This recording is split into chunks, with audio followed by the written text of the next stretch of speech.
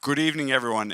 Good evening to everyone here in New Ross, and good evening to everyone who's watching this on live stream, either through kennedysummerschool.ie or indeed through the Irish Times website. You're very welcome, and all I'll say, I'll keep it brief, we have a fantastic night ahead and a fantastic day ahead tomorrow, so I really hope you'll tune in. It's wonderful, and as we like to say in the Kennedy Summer School, there really is something for everyone who has any interest in Irish and American history, politics, and culture. I'll keep it brief. I just want to introduce the person who's going to open the summer school this evening, and that is Paul Kelly, who is a friend and was a close friend of our visionary founder, Noel Whelan, and who is the CEO of Fáilte Ireland. So Paul Kelly, please come forward and open the summer school this evening.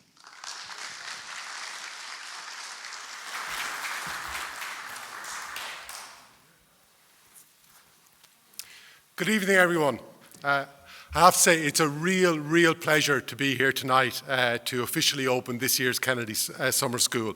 Firstly, as a Wexford man, and secondly, as Larry says, as a close friend of the late Noel Whelan. I couldn't think of a better place to do kind of our first post-COVID live event. So it's a real pleasure to be here. My own memory of the Kennedy Summer School goes back to about 2 o'clock in the morning in a hotel bar in Glentees in Donegal back in 2011 when Noel said to me, Paulie, as only Noel Whelan ever called me, said to me, I want to develop a summer school based on American and Irish politics and call it after John F. Kennedy in New Ross. And I have to say my initial reaction wasn't the most encouraging. I think I said to him, Noel, I think you've had a bit too much to drink there. And who would want to go to New Ross to talk about either Irish politics or American politics? But well, those of us who were lucky enough to know Noel well knew that he was genuinely always a brilliant man to go to get advice from, but he wasn't always the greatest man to give advice to. And thankfully, I can say on that occasion, he completely ignored my advice and ploughed ahead with his great vision. And about a year, just over a year later, the first Kennedy Summer School came to pass. And as to my question about who would want to come to New Ross to talk about Irish and American politics, since that time, this theatre has been packed on many an occasion, listening to current and former Taoiseach and ministers and TDs and senators, listening to senior members of the Irish judiciary and Irish sports stars and stars of media. And from America, it's had Kerry Kennedy, president of the Robert F. Kennedy Human Rights Organization. It's had senior advisors and speechwriters from President Obama, President Trump, from John McCain, from Bernie Sanders' campaigns, etc. It's had many stars of American broadcasting, of academics and journalism. So all here to educate, engage, and entertain the audiences. It is a real testament to Noel's vision and his determination to put New Ross centre stage of the political and media focus on the first weekend of every September here in Ireland.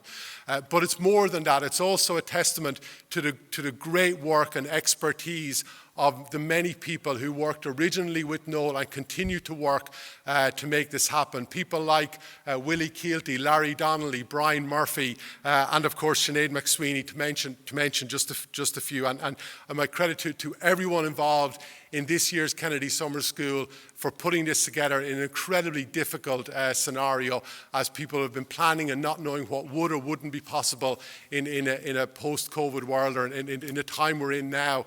And to plan in that level of uncertainty and to pull this off has been a tremendous achievement. So my congratulations to all of them. As everyone knows at this stage that the COVID has had a tremendously difficult and challenging impact on live events like this and indeed the wider tourism sector, and it's hit it all incredibly hard.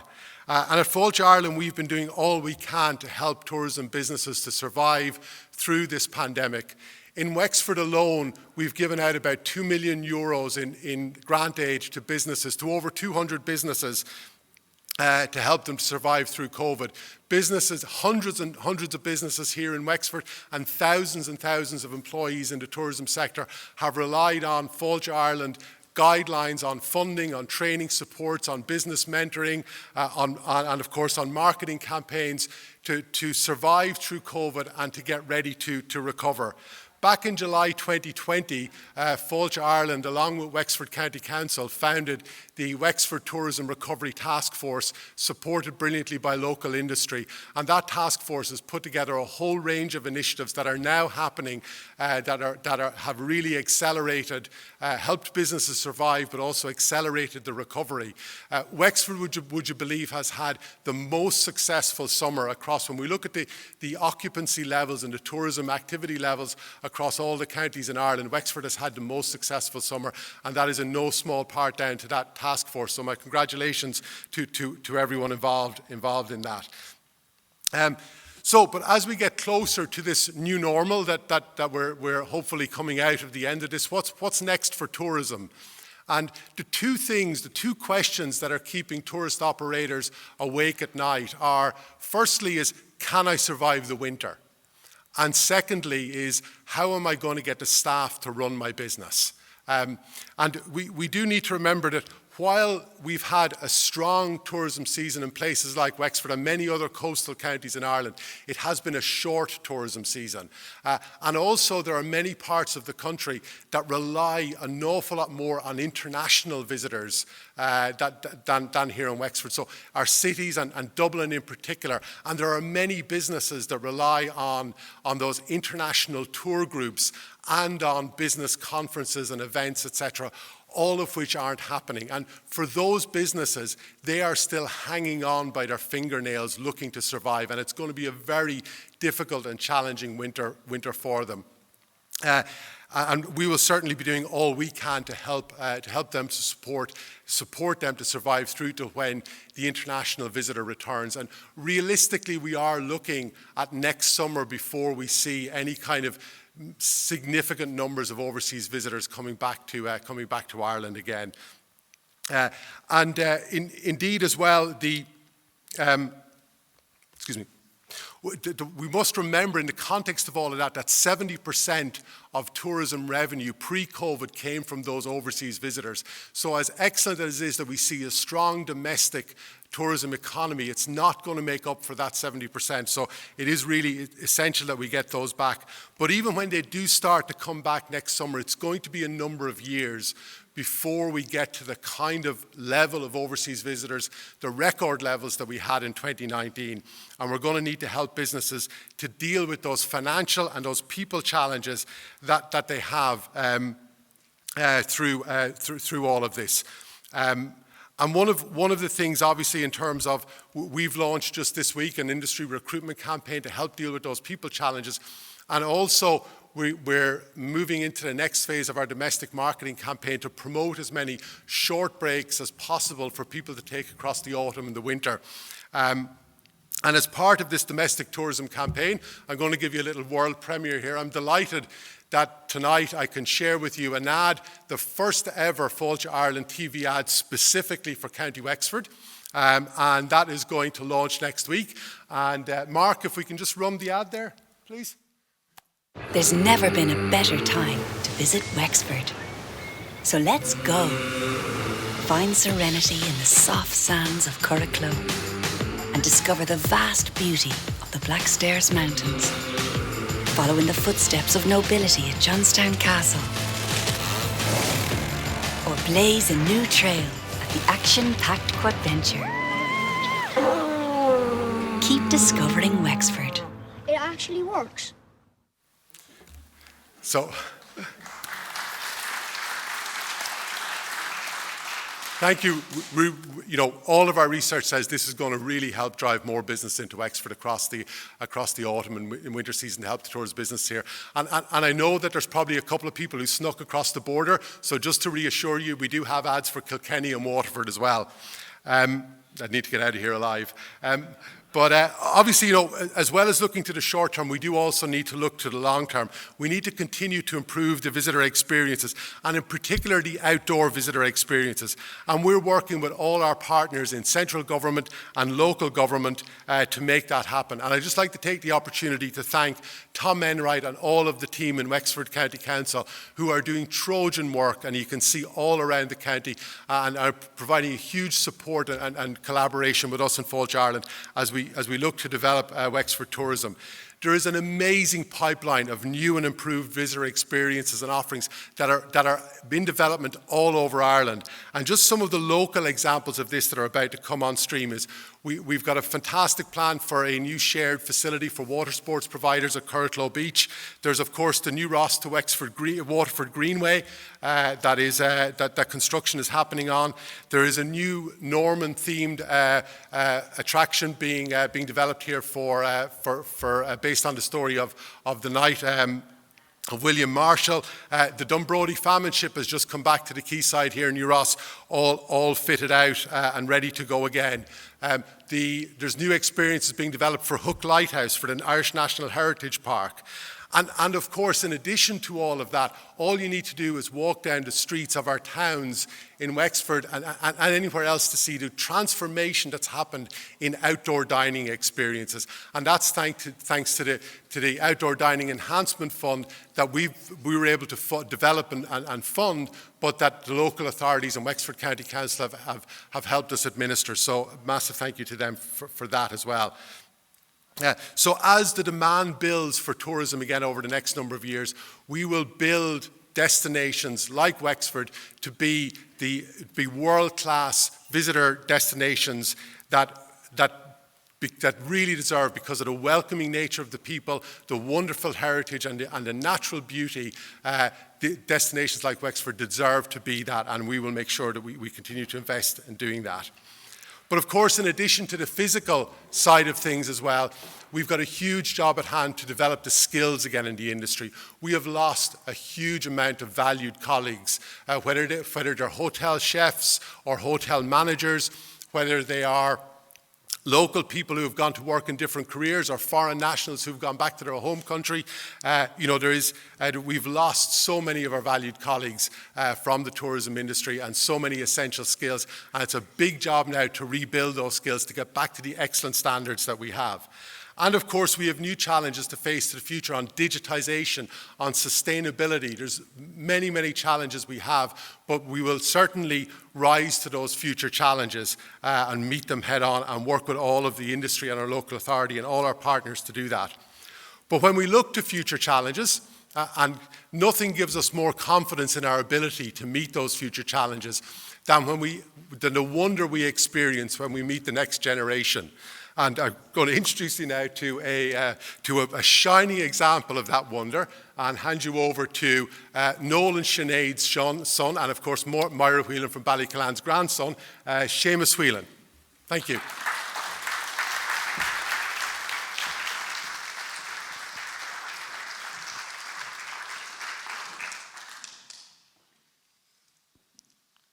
Good evening, everyone. First of all, I'd like to say it's great to be back in person here in New Ross. I see a few familiar faces in the audience, especially my nana, who's been to every single summer school to date. I know a lot of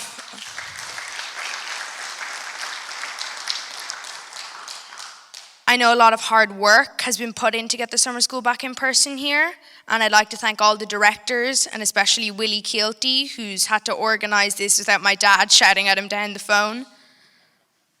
My dad was very passionate about the summer school, and I'd say he'd be very happy that it was continuing. He spent a lot of time making sure that the summer school could be the best that it could be. I remember one time we were watching a movie at home, and in the middle of the movie, near the end, like the climax of the film, he gets a phone call, and he's on the phone for 30 minutes talking about the summer school. And I'm like, come on, Dad, it's the movie. It's about to end. Just press play. But I know his favorite part of the summer school was when he got to sit down and interview someone one-on-one. Therefore, I think it's very appropriate that an interview is being named after him. As we all know, COVID has been dominating our life over the past year.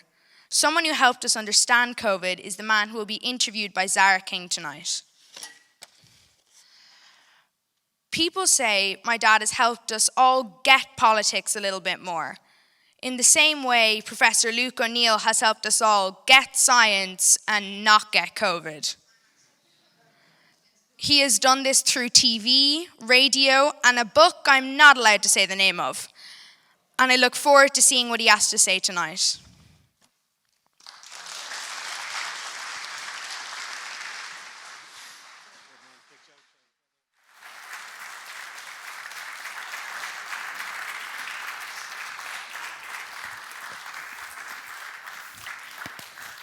I feel like we're going to have a struggle to follow Seamus there. He was so brilliant. That was a good joke, wasn't it? Yeah, I think another round of applause for Seamus, everyone. He was so brilliant. Good evening, Luke. Hi there. I think he summed it up perfectly there, where he said that you helped everyone to get science as opposed to getting COVID. That's been your mission over the last year and a half.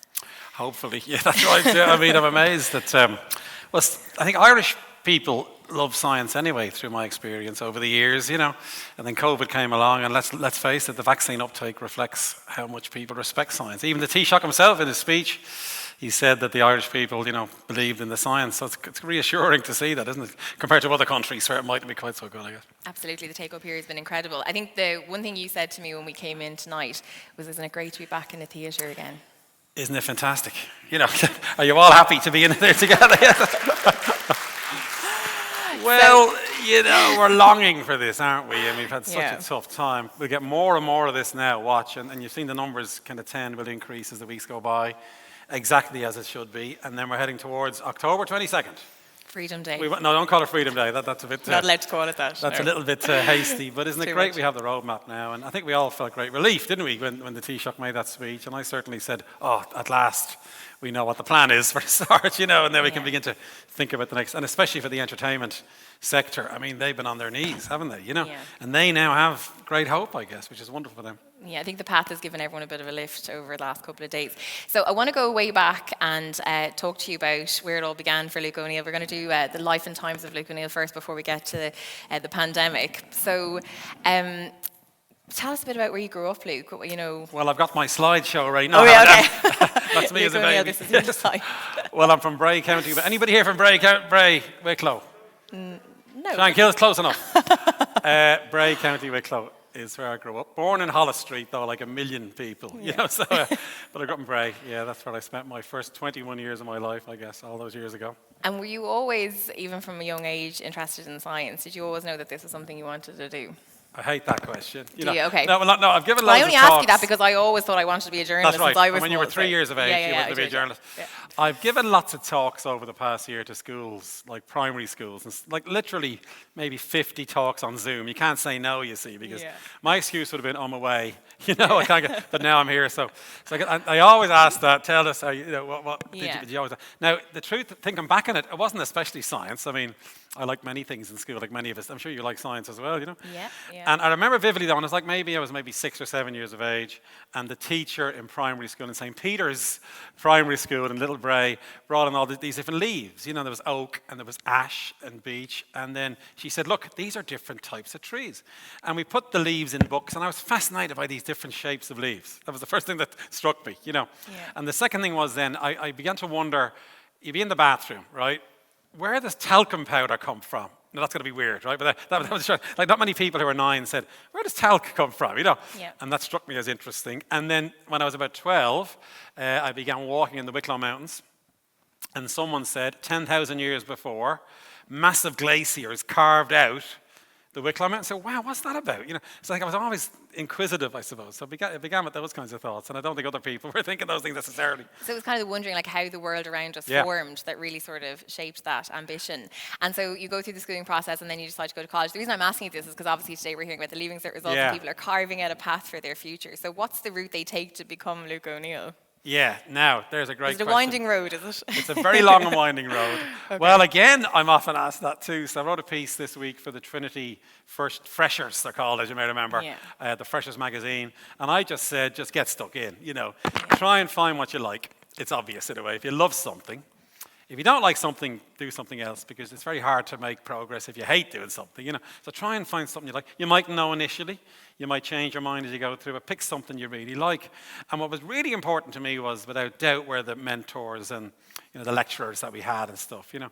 And that goes back to being in school, actually. When I was in 5th year in Presbray, we had a really great biology teacher, and he really inspired us all. And I remember this because we all did the oral exam in Irish. Remember that famous thing? It probably still happens. Yeah. And afterwards, the oral examiner, I heard him say to one of the teachers, why have 20 of the boys said Biholíocht is their favourite subject, that being the Irish for biology. See? So he inspired loads of us, you know. Yeah. And I've got one little anecdote there, which I love telling. So about 3 years ago maybe now, I was interviewed by Keelan Shanley. Remember poor Keelan? Yes. She was a good friend of mine, actually. Yeah. She'd done biochemistry, Keelan. And sadly, she passed away, of course, just before the COVID thing started.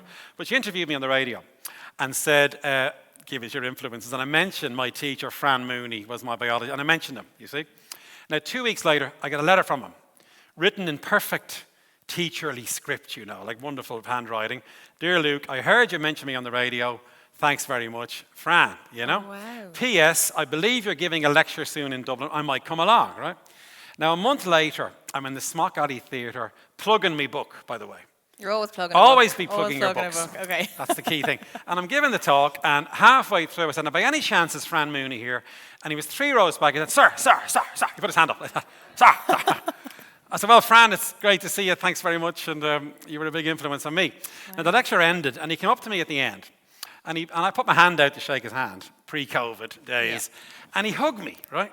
And he grabbed me, and he held me really close, for a good maybe 20 seconds. An Irish male is very uncomfortable in that situation. And then we separate, and he goes, I don't remember you. No way! I said, thanks, Fran. So, but without doubt, he got me into DNA. I can remember I was sitting in the classroom in 5th year when he mentioned this thing called DNA, and it's the recipe for life. And then in university, we had great staff. I mean, in fact, one of my old classmates is here, Moira, don't I imagine? And she might remember some of them as well. We had brilliant teachers, two or three of them in my case anyway, who were really good biochemists, really inspired me. And I thought, this is good. I like this, There's a chance of doing this as a job even, and it was fantastic, And I'm sure we're all the same. You can't really sort of say we need teachers to be, and we got great teachers in Ireland, remember, and they really help our pupils, and me included, so it's so important. So important. And did you find was there science at home? Were your parents scientists, or what was the... No. At home, was there big support for that? No, there was no science at home. My father, when I was studying for my finals in biochemistry, he gave me a history book. You need a bit of balance, he says. You're doing too much science. So strangely enough, now, I think my mother, they were very big into education, though, and they kept saying, keep studying, and all that kind of thing. In fact, my dad, I went to Trinity then. My dad didn't know what I was studying. And many parents of our generation, they didn't know what the hell you did in college, And he thought I was doing veterinary medicine at one time. Right. And was he telling neighbours that well, you were studying? Well, how that happened was this, right? So I came home from college one day, and he says, Luke, he says, Mrs. O'Reilly up the road, she wants to talk to you about something. And she thinks you know what's going on. So I went to see her. And Mrs. O'Reilly said, oh, Luke, you're doing veterinary. The doctors told me I've got mastitis.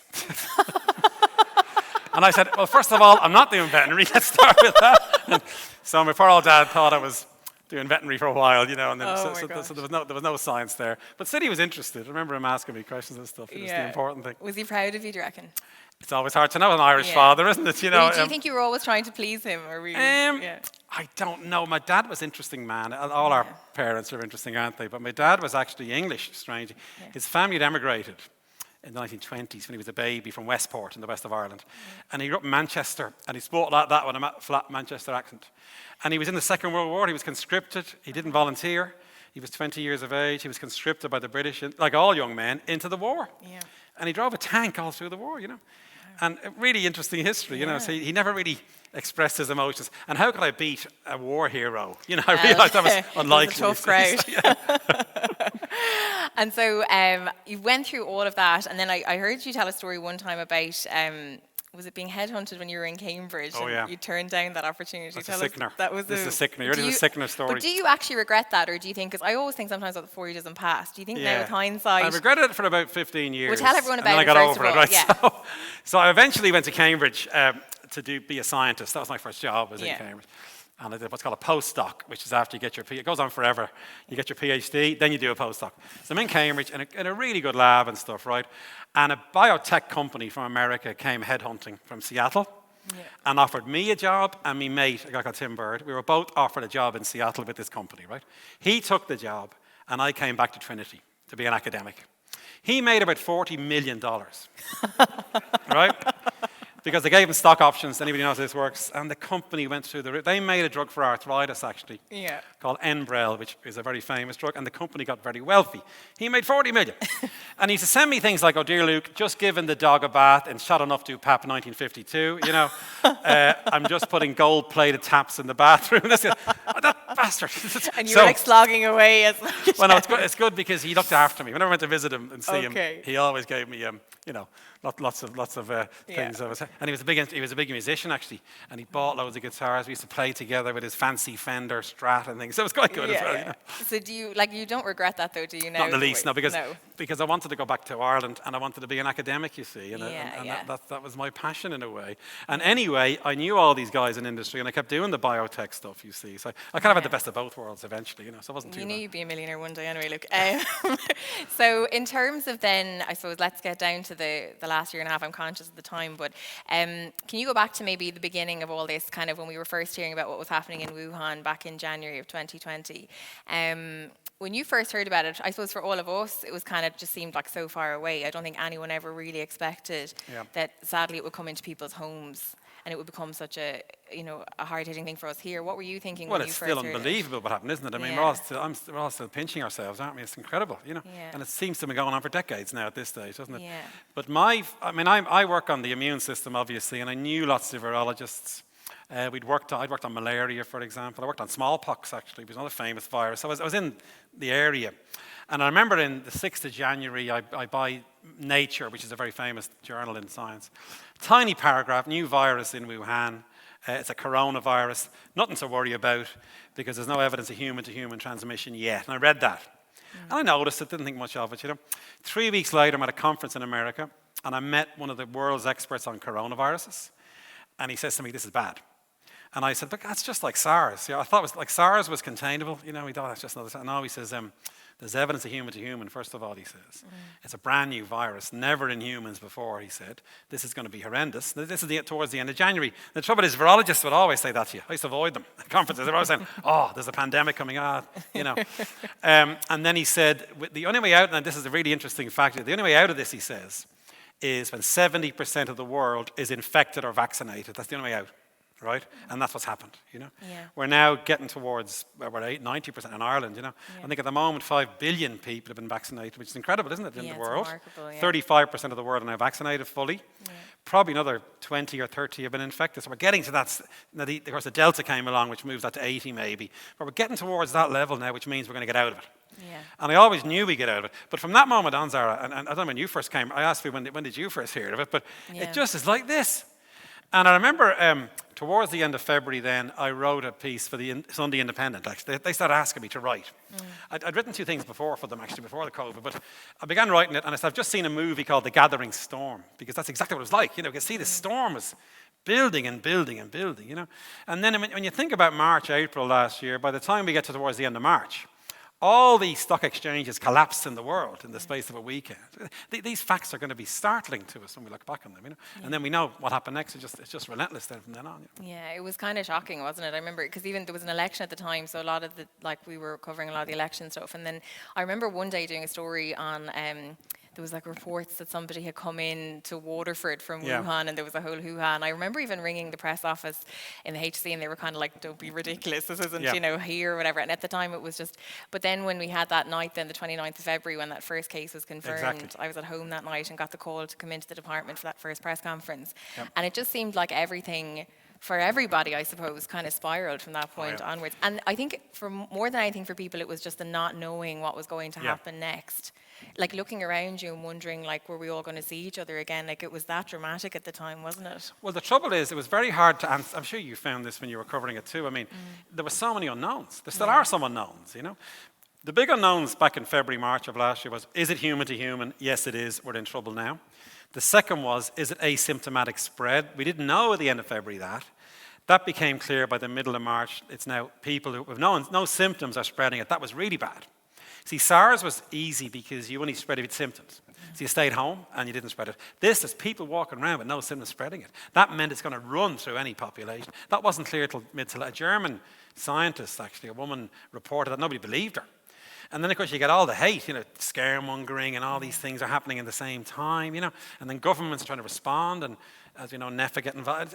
They were extremely difficult times because of all the unknowns, And then as time went on, it became clearer and clearer how bad it was.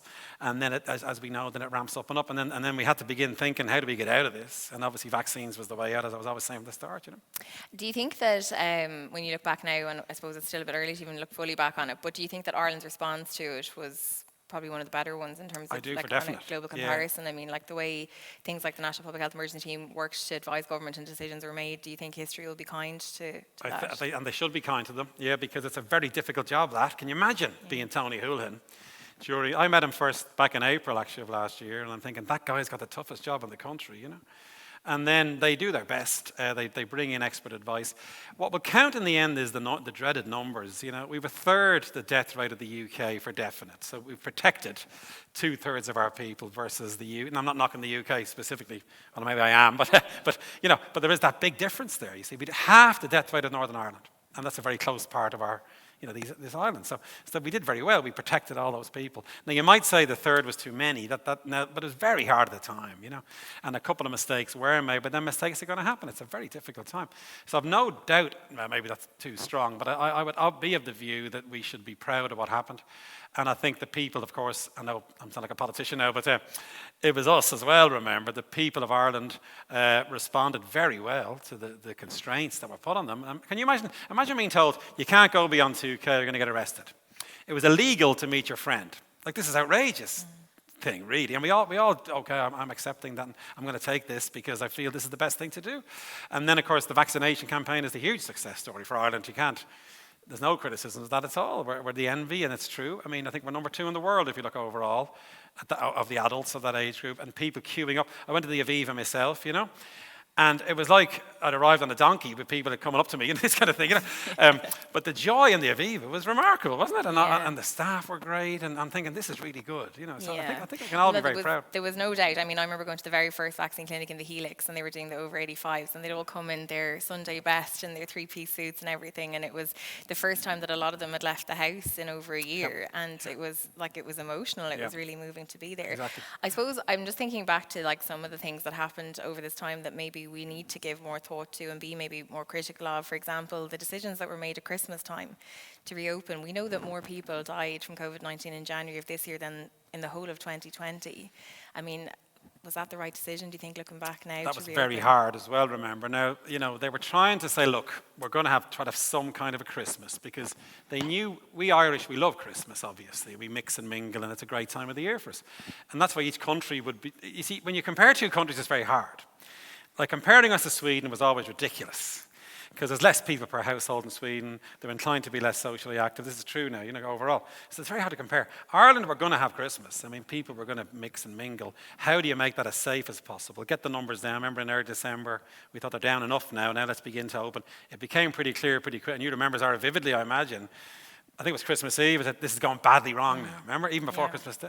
Yeah. So I don't know what else we could have done, in truth. Now, when I was on the radio, I kept saying to people, open your windows, try to have ventilation. And that was difficult because it's the winter. And we all kept reminding people. But I'm not sure we could have done anything in any other way, really, in a sense. I suppose it coincided with the change of variant in that B117 was making its way through, and it was becoming the dominant strain. Yeah, the new variant came in as well, which made things difficult too. But we did it. I mean, that was my busiest time, by the way. So the first week in January, as you remember, we had the highest rate in the world. The graph went like that, right? And all the media began to call people like me, and not just me, all of us, because they got our contact names. I was on German and French television. I was on Australian television. I was on Al Jazeera, can you believe it? Yeah. What happened in Ireland? They were all asking me, and I was trying to answer as best I could, and because the spotlight was on Ireland for that week or so to show, the way those numbers had gone. Yeah, it's something I think we'll look back on over time. I think that decision that was made during the Christmas. But as you mentioned, I suppose through this year there has been steady progress. Obviously, we mentioned their variants. You've had the Delta variant come through now. looking ahead to kind of the next phase of this? I mean, what's on the horizon, do you think? Well, I think there's still the unknowns. Let's start with that, because the schools reopening is definitely, we're in the middle of that, of course. It's not as if we're out of it. That's a concern. We've got to keep our fingers crossed like that there won't be massive upsurge in the schools. Now we hope they're mitigating with the ventilation and the CO2, and there's the issue about, all the usual things there. So we're hoping that there won't be a massive upsurge in schools. Now, if there is an upsurge in schools, that means kids will get sick. Now, luckily, it's a benign disease in children, but some will still end up in hospital, and America's telling us this. So keep our fingers crossed for the schools. And then the second thing we have is, will another variant come along in the next few weeks? That seems less likely, but there's a risk of another variant that might set things well back. Now, again, I'm optimistic there, because Delta, there are other ones out there. There's Mu now. We think the immune system can handle these variants. You may get infected with the variant in your nose, but it won't go to your lungs because the immune system's in your body, and that the evidence suggests that is the case. But still, there are a couple of unknowns. If those two unknowns go away, as it were, we're out of this. That's the way to think of it. And I'm optimistic that on October 22nd, that will be a case when we all go, yes, those two worries have gone away, if you like, at last. They're the last two remaining worries. And as you know, the Taoiseach has said we've got to get to the famous 90%. Yeah. We're at 88 now, so it can't be that far off, can it? So if we get to 90% and we're a bit lucky, it should be much better by the time we get to October 22nd. You've always been the voice of positivity in the pandemic, there's no doubt about it, but were there ever times where you were like, privately, maybe you didn't want to be publicly sort of worried, were there ever moments where you thought, oh God, like this is really, really bad? I know, like, because anytime anyone ever saw you in the media, you were always that real optimistic voice, but there must have been times where you were at home being this is not great. I'd be reading the science all the time, because I'd be keeping an eye on it, and there'd be sometimes a really frightening scientific report, and I go, God, this looks awful, and then it wouldn't be correct, or it wouldn't be as severe. But if you read it as a lay person, you go, God, we're in big trouble now, And I wonder, is that going to develop into some? I mean, these variants begin coming along. There was a period when byThe looked very dangerous, actually, making much sicker, that's going to be terrible. So I wouldn't be saying it though, because until I can verify it myself, remember, you see a single report. And I'd make sure it was a good source, like all of us should do, by the way. If you see stuff on social media, don't believe 90% of it. Check if it's true with the source. You know this yourself. Is someone else saying it? Is it reputable? That kind of thing. And I'd never do this in the minute I'm sure of something.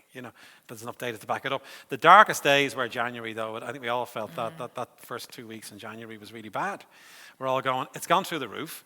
It could really be even worse in the next few weeks, that we'll see more death, and I think we all felt a bit low in those weeks, I must say. Yeah, definitely.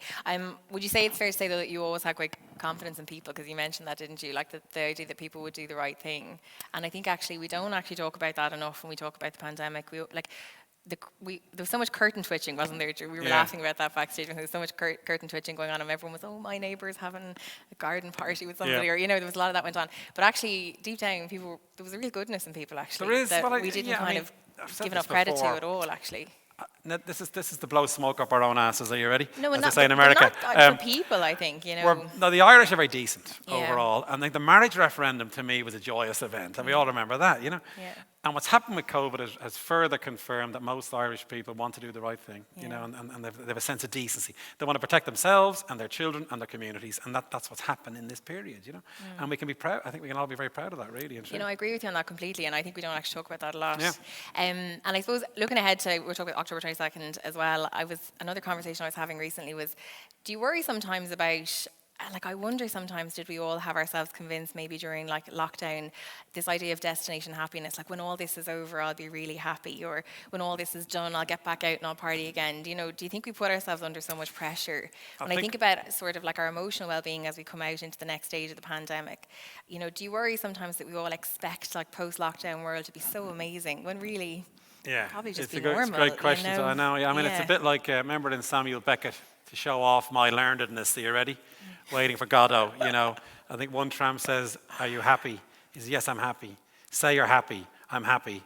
I'm happy. And they go, what do we do now? So, totally. We're beaten up. I mean, remember, this has been the most alarming period for all of us, really. And we're beaten up.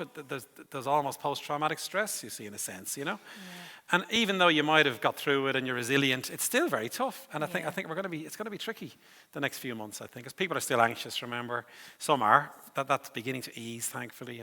And then even if you're not that anxious, you still might be anxious about socializing, and you see in a restaurant, will I go in there? And then we still worry about the kids, of course, we do in school, and the people in college. We're still, in other words, it's still a fragile time, I think. And all we can do is just keep the ship steady, actually. And then try to support each other as we've been through the whole thing. And then I'm sure, I said this to Willie earlier, this time next year it'll be a regular Kennedy summer school. It'll be full to the brim again. That's my prediction. And I'm very confident in that. So we will get there, but it's going to be, I think the next few months are still going to be challenging, Yeah. And on a personal level, what was it like for you? We were chatting there about you've got 2 sons. They came home. They were with you for a good bit of lockdown, which was nice to have them. Yeah. I've got a son in Cambridge who's, guess what he's doing? Chemistry. Don't say the apple doesn't fall. No, I'm not saying that. But he's in a PhD in chemistry now. He came back for 5 months, you see, last year, because all the labs shut in Cambridge, and the 4 of us were living together again. What was that like? I've got a son who's 24 and one who's 21. Yeah. They love living with me again, I'll tell you that. I think they do. Well, we tried. The low point was the washing machine broke once, and then that was the end of it. There was fights. Yeah. I was fine. We got through it. And how do they feel about you being kind of so out there and Dad being kind of in the public eye now? And they're very good at slagging me off. Yeah. I told Zara this story earlier.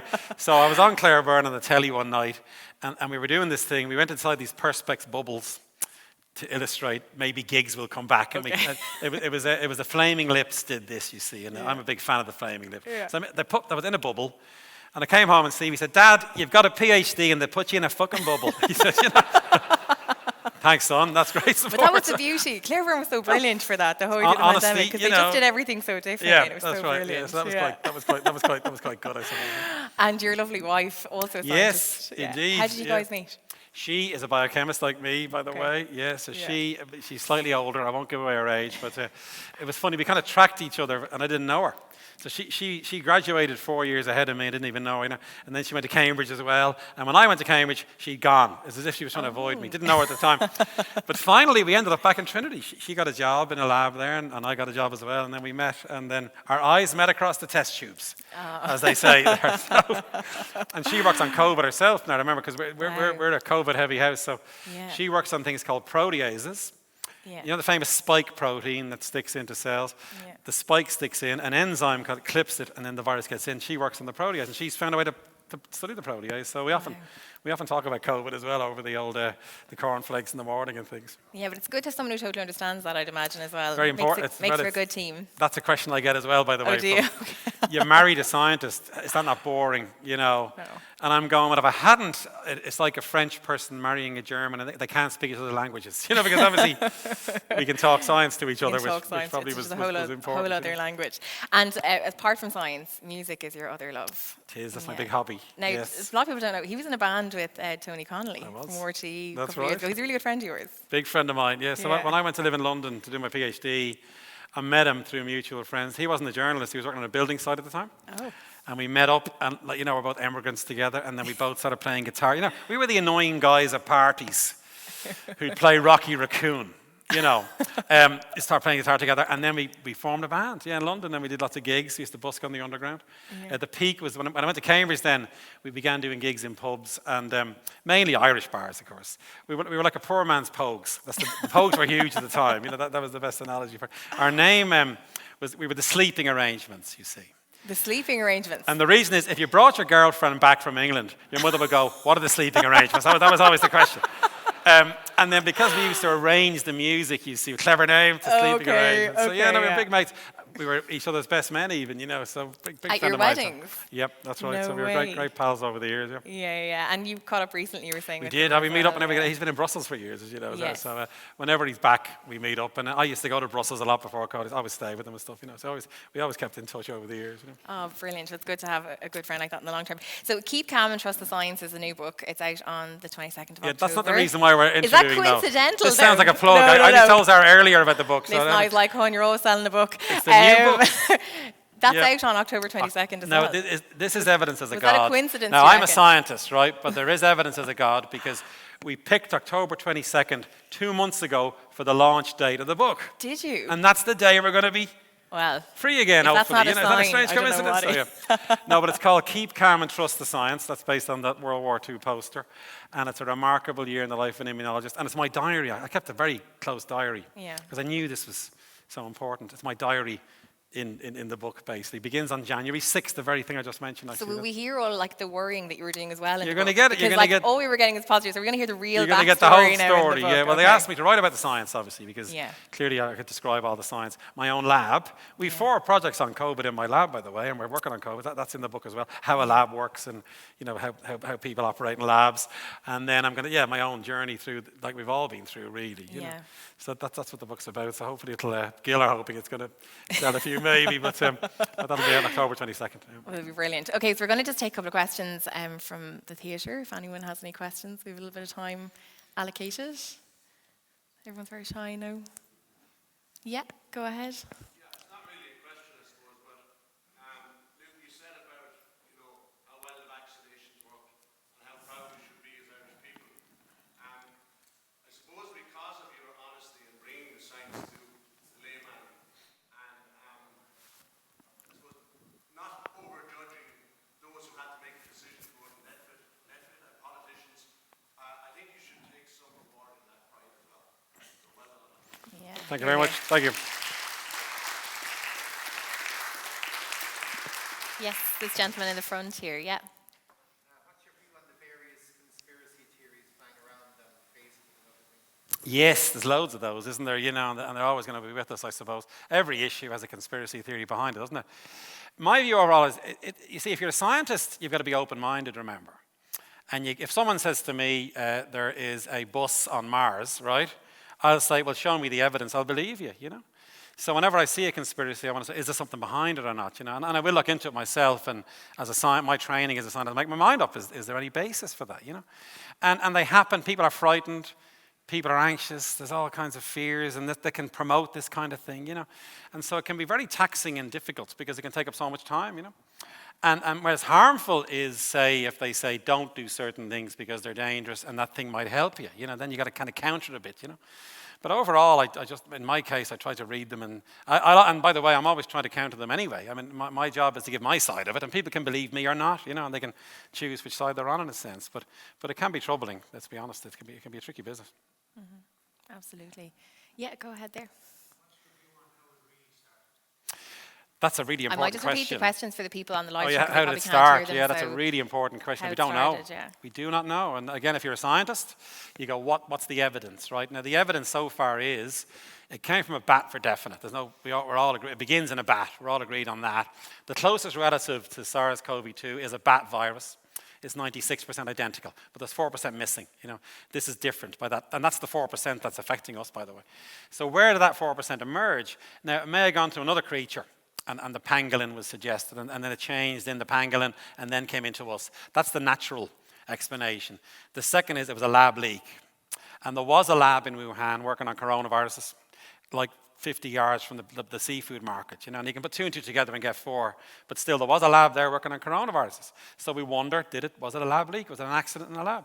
Now, the WHO went in, they went to the lab, they looked at it closely, they think it probably wasn't a lab leak. There's also evidence that nobody from that lab tested positive in the months around that time, so that's evidence against the lab being the source, But the truth is we don't know. We'd love to know the answer. It's very important to find out. If it is a lab leak, it's not the worst case scenario, strangely, because it means it might not happen again, because it was an accident. If it's a natural source, another one could come from the wild, and it could be a different virus next time, you see. So we need to find out where it came from, but the truth is we don't know. Okay. Anyone else? Oh yeah, go ahead.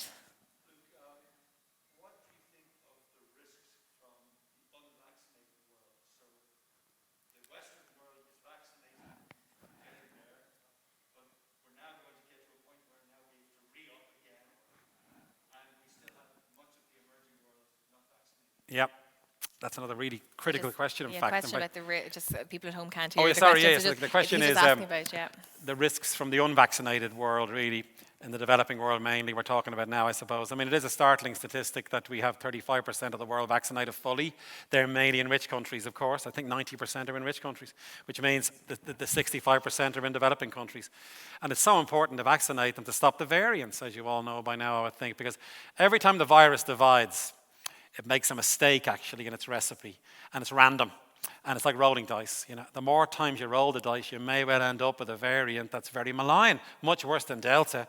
And we're seeing this Mu one is the latest one, for instance. That reminds us that variants are happening, So we've got to get the vaccine into those countries as quick as we can. Now, secondly, we've got to start giving a third shot. There's no doubt that has to happen next to vulnerable people only. Because we know from Israel, for example, the vaccine is waning in the over 60s. Now, what does waning mean? It's down about 40% over the course of 6 months. Now, that 60% may still give you enough, by the way. We don't know how low it can go, if you know what I mean. In fact, when the vaccines were first being developed, if we had a vaccine that was 50% effective, we'd be happy, because that means there's a good, strong immune response. So we don't quite know what the waning means. But to be safe, we have to start vaccinating probably the over 65s first, is what they're saying. And so we get enough vaccine now to vaccinate the vulnerable in our countries and the developing world. But the thing is, we can do it. They're making 22 billion doses at the moment combined of all the companies together. And that's a huge amount of vaccine. So I think it's just going to be a case of getting the vaccine out as quick as we can to both groups, really. Sorry, go ahead. Did you want to? Oh, thank you. Okay. On that point about the boosters, actually, so you mentioned there for the over 65s, do you think then just over 65s, because obviously we're hearing, say, from the World Health Organization, we're saying giving a booster is like giving a life jacket to people who already have a life jacket. I think it was Dr. Mike Ryan said that. I'd probably go to 60, actually, because once you get under 60, then your risk begins to fall away a lot, right? Mm-hmm. Now, there is evidence it's worse if you're over 65, and they might have said that initially, let's go over there, but I bet they'll move. I'd say go as far as 60, but I wouldn't go under 60 because it's a pretty mild disease in the under 60s, and the vaccine won't wane as quickly in that group either, by the way. The vaccine's waning because, sadly, if you're older, you don't get as big enough kick out of it, basically, So I think over 60s probably will be sufficient. Under that, it's hard to justify the under 60s getting a booster at the moment. That may change.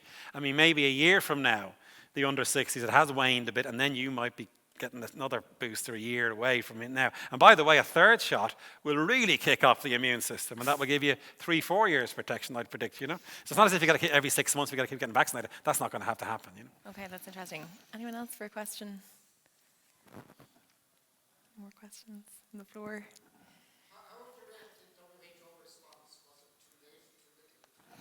The WHO response? Yes, that's another tricky question, to be honest. I think if they were sending out messages very early on how serious it was. If you look at the history of it, they did say this is a new virus, let's really mobilize, and they were sending out these press releases. This is even in February, January time, So that's good, I suppose. But you might argue they could have been a bit more aggressive in terms of getting into countries more and getting the message out locally more, maybe, But it's hard to answer, in truth. I mean, again, that's a very reputable organization doing their best in a storm, And anybody can falter occasionally in storms, So overall, they probably did reasonably well, to be my overall view of it, Yeah. Thank you. Anyone else? Oh, yeah, go ahead.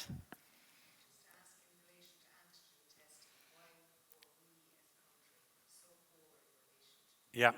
Antigen testing. And the antigen testing, when I was saying that to Pat Kennedy, we're blue in the face. We've been saying that for Yourself and Pat the have been past big. year, I kept saying to him, don't ask me about antigen testing again because it's like a broken record.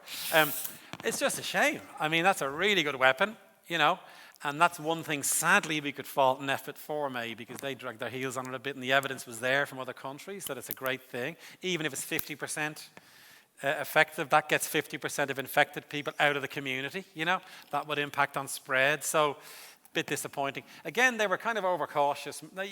Part of their motivation is to be very careful. And public health doctors are, by their nature, extremely careful, so that's part of their thing, But they were a bit slow. I think we need to do, as a weapon in schools, it'd be great to have a lot of antigen testing for it, and we still don't really have it, So it's a bit of a mystery. I think their caution was some of the kits were rubbish, you see, and they were unvalidated, and people might be using them and then making assumptions that weren't true, and that was part of the hesitancy. But once it became clear what the kits were, and the EU began to say use these kits, it was a mystery to all of us why they weren't implementing them more effectively.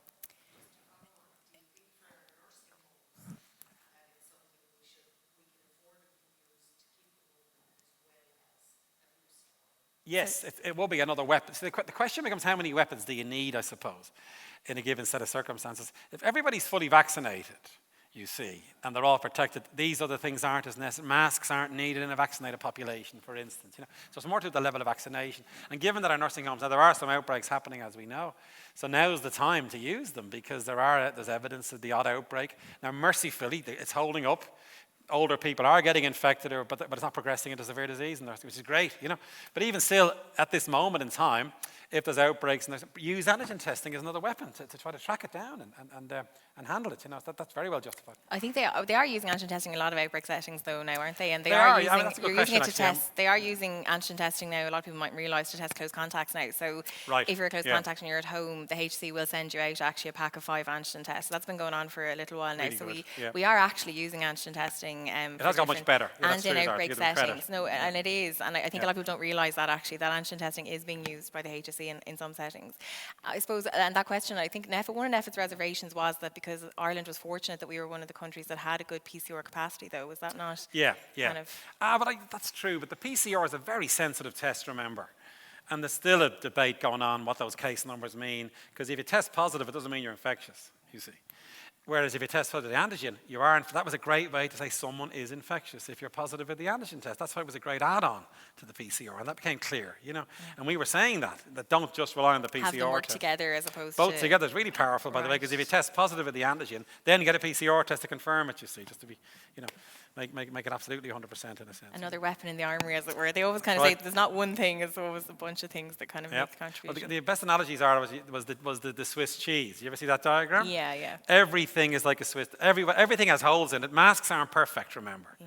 Nor is testing, But yet enough of them together, the thing doesn't get through. Was always the analogy that was really accurate way to describe it. Yeah, we kind of need a couple of different factors, don't we?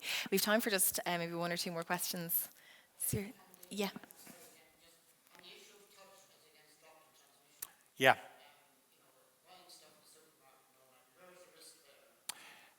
That's about, surfaces and they're called fomites in the business. Early on, the assumption was all respiratory diseases are spread through droplets. That was the evidence at that time. I'm talking about last February, March time, okay? Like if the flu, you cough out a droplet. It lands on the floor, lands on a surface, stay 2 meters away, the droplet won't hit you. That was the evidence then, right? As time went on, and the science, this is the challenge of this, of course, but the science kept changing. And I would be criticized, you didn't know what you were talking about 3 months ago. Well, the science changed. That's why I've changed my view. So it became clear it was aerosol borne.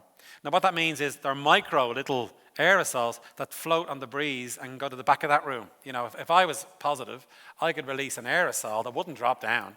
It wouldn't land on a surface. Infected air became the source of infection. That became clear about 9 months ago. And it was mainly engineers, actually, who were expert on ventilation, began to say this. The evidence grew and grew and grew. And now, guess what? They're now saying the evidence, flu is aerosol-borne as well. They've changed their view of flu. The flu studies were done like 30, 40 years ago, So now we know it's infected air is the riskiest thing. Surfaces aren't a big risk. So we don't need to keep everything clean as we did. Handshaking will come back a bit, because it's not really on aerosols. It's these tiny little, on droplets. It's the tiny aerosol particles. And that's why you may have noticed the banging on about ventilation became more and more prominent for that reason. That ventilation, if you dilute the air, it's a bit like I drop a bit of ink into this room, and the ink can float. If I put loads of air in, a lot more water in, it'll dilute, So ventilation became the key mitigator, and now the instruction is ventilation by far. Mask wearing is all the more important as well. They're your 2 big mitigators, and that's why we've CO2 monitors in the classrooms. That means stagnant air. And the virus loves stagnant air, just floats on the stagnant air and goes all over the room and infects everybody, So all those things came into play because of the evidence that aerosols were much more important than surface transmission. And 1 more? We okay? Everyone's happy? Okay, so I suppose finally, just before we wrap up, 2 things. First of all, congratulations. Your podcast has been nominated for an IMRO Radio Award. I told Zara to say that. Yeah, thank you, Zara. That's what it is. We're nominated for an award. No, but I will say, because I used to work in radio and I was a judge, that's quite a big deal to be nominated for an IMRO Radio Award, so congratulations. It's very exciting. Yeah. And you're also celebrating a year since the sale of the company. That's right. Is that this week? That was this week. Yeah, exactly. How do you feel 1 year on? Yeah, we haven't had a party.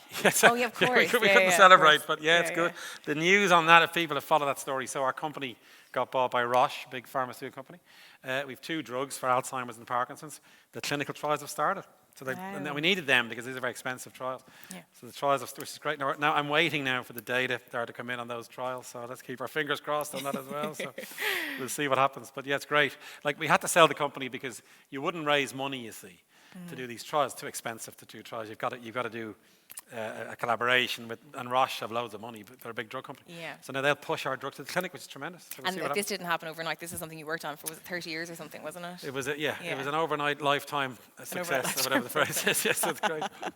Well, congratulations on everything, Luke, and thank you so much for joining us here at the Kennedy Summer School. Put your hands together for Professor Luke O'Neill. Thank you very much.